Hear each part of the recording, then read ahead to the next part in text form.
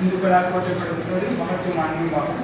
இந்த நூல் வந்துட்டு இதில் இசை எவ்வாறு காணப்பட்டிருக்கிறது இசைக்குடியிருக்குதான் நான் இருக்கிறேன்.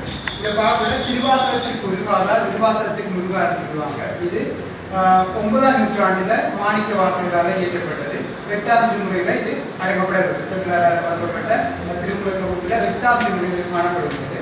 இவர் இந்த மாணிக்க வாசகர்கள் இந்த திருவாசகத்திற்கு சில இசை சார்ந்த விடயங்களையும் இசையோடு சேர்ந்து பண்டிசையோடு சேர்ந்து நாட்டாரியர் போன்ற விடயங்களை உள்ளடக்கி தேவாரத்துக்கு அடுத்தபடியாக சில தனித்துவமான விடயங்களை உள்ளடக்கி இசை சார்ந்த விடயங்களை எக்காலத்தில் காணப்படுகிற சாதாரண மக்களும் இசையை கற்றவர்கள் இலகுவாக புரிந்து கொள்ளும் விதத்தில் அவர்கள் இசைத்தன்மை அவர்கள் எழுதப்பட்ட விதம் காணப்படுகிறது. உங்களுக்கு எல்லாரும் தெரியும் ராகங்கள் இன்றைய கர்நாடக சங்கீதத்தில் இந்துஸ்தானி இசையில் காணப்படுகிற ராகங்களின் தோற்றுவாய் பண்கள் தான் எனக்கு தெரியும்.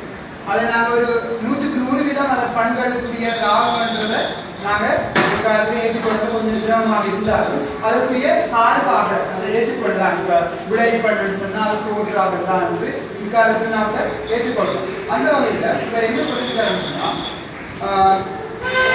திருவாசகத்தில் வந்துட்டு பல பிரிவுகள் காணப்படுது.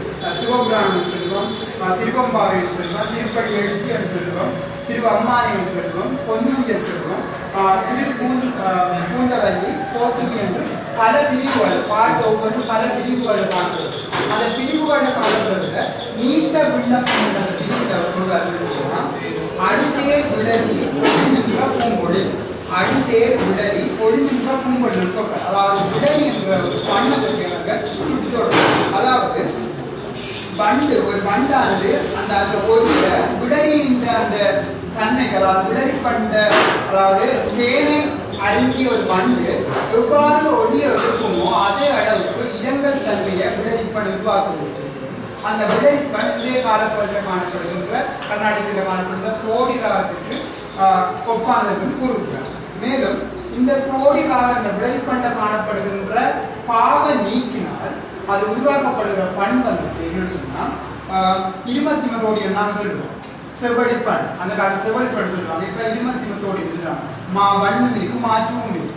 இதெல்லாம் 9ஆம் நூற்றாண்டுக்கான வெளியேற்றப்பட்ட திருவாசகத்தில் மாணிக்க வாசகர் கூறுவார். எனவே நாங்கள் இதில் பார்க்குற விஷயம் என்னன்னு சொன்னா திருவாசகத்தில் வந்துட்டு பண்களை பற்றி ஒரு விளக்கமும் பண்களை பற்றி ஒரு ஆராய்வு அங்கே காணப்பட்டுள்ளது என்று நாங்கள் எடுத்துக்கொள்ளலாம்.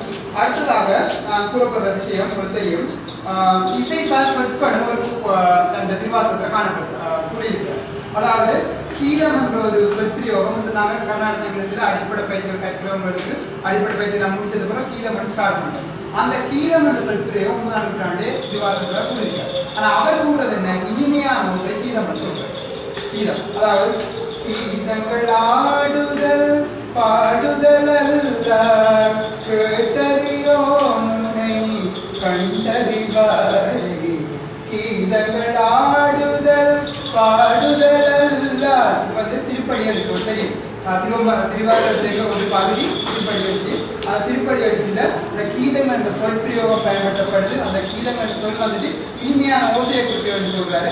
அந்த சொல் பிரயோகம் இந்த கர்நாடக இசை வழக்குகள்ல இருக்கு.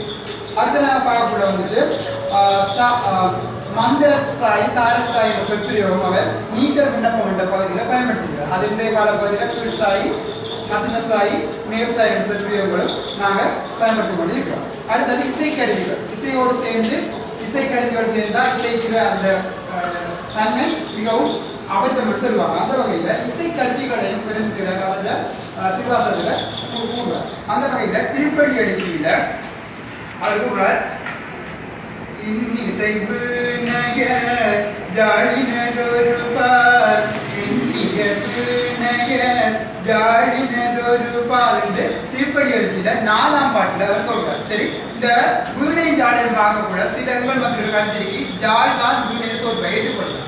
ஆனா ஜால் வேறு வீணை வேறு. வீணை இருந்தாலும் ஜால் வீணை உருவாக்க காரணமாக இருந்தது. ஆனால் வீணை ஒரு பகுதியினர் ஜாடியின் ஒரு பகுதியில் சொல்லி திருவாசகத்தில் மாணிக்க வாசகர் வேறு வருவது குறிப்பிடுறார். வீணை ஒரு தனி கல்வி ஜாடு ஒரு தனி கல்வி வந்து பிரித்து சொல்றார். ஆனால் ஜாடை வைத்துக் கொண்டுதான் வீணை உருவாக்கப்பட்டதை நாங்கள் ஏற்றுக்கொள்ளணும். அடுத்ததாக சங்கு கோழி சிலம்ப சிலக்கும் குருகந்தும்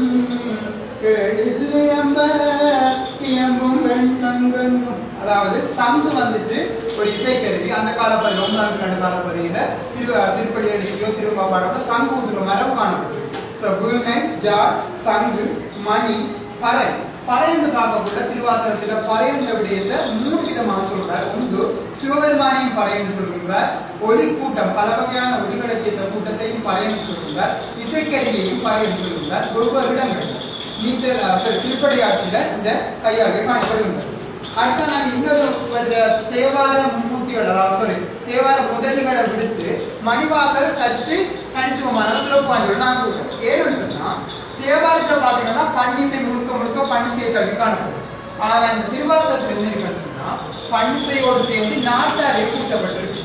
ஒரு படித்த நாட்டாரிய நாட்டு பாடல் விட்டு, அதாவது பன்னிசை கற்கிறவங்களால் மட்டும்தான் பன்னிசை எந்த ராகம் புரிந்து கொள்ள முடியும். ஆனா திருவாசகத்துல ஒரு கிராம பகுதியில் காணப்படுகிற விளையாட்டுகளை எப்படி விளையாடுவாங்க, அந்த விளையாட்டுகள் ஒவ்வொன்றும் சிவபெருமாண்ட அற்புதங்களையும் திருவிளையாடல்களையும் அவர்கள் பெருமைகளையும் புகுத்தி அதை சாதாரண மக்கள் இலகுவாக கற்கிற விதத்துல அவர் சொல்லப்பட்டிருக்கார். அந்த வகையில் பார்க்கக்கூட பொன்னும் தெரியும், பெண்களுக்கு மிகவும் பிடித்தது விளையாட்டு. இது கிராம பகுதியில் தொட்டு ஒரு விளையாட்டு, ஒரு பாரம்பரிய மரபாக தமிழ் மத்தியில் காணப்படுது.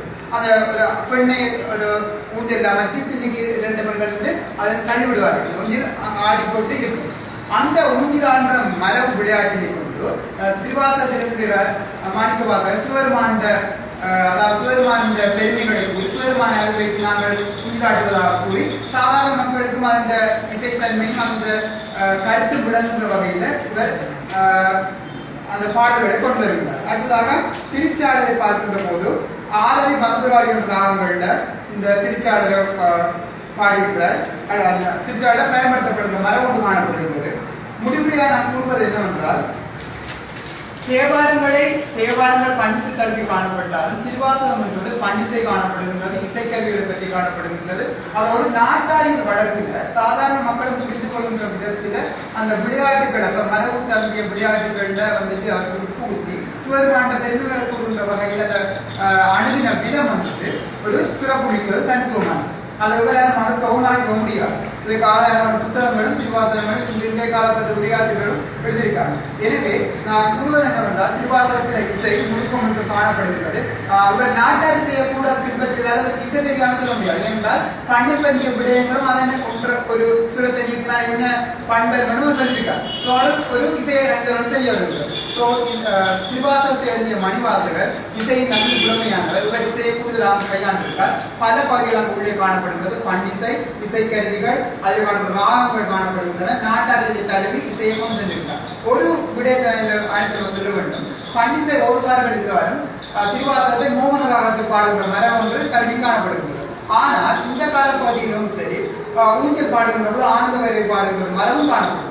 எனவே முழுக்க திருவாசகம் என்பது மோகன ராகத்தில் தான் பாட முடியும் என்பது ஏற்றுக்கொள்ளக்கூடியதாக இருந்தால் ஊஞ்சலாக பாடுகின்ற ஊஞ்சல் பாட்டு ஆனந்த வரை பாடுகின்ற மரமும் காணப்படுகிறது.